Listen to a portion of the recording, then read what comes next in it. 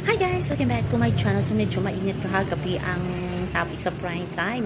Kasi nga narinig ni Fiang si Ding Dong na parang tinutukso si Jazz na parang pinili yung best friend versus partner. At yun na nga, ayaw to yun ni Fiang na marinig. Kaya sabi ni Fiang, simula bukas, distansya na ako kay GM. At tinutuo nga din ni Fiang nang nagising si GM kasi nga kumagat si GM at Pinsoy sa patibong ng house challenger, lalo na itong si GM kumagat sa patibong na tampo-tampo ni Jazz, kaya doon natulog. Katabi ata sila ng bed ni Jazz, di ko lang alam kung sure ba ako dyan.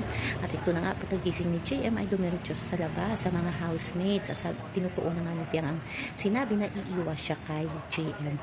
Nakakainis din minsan si JM at si Binsoy ang wais nila, pero nadala sila sa patibong para lang makatulog sa aircon at makapaghiga sa malambot na kama. Ay ipinagpalit nila ang mga kasama nilang housemate, diba? So parang hindi naman maganda yung mga choices nilang dalawa. So naman po guys ang ating update sa muli. Bye!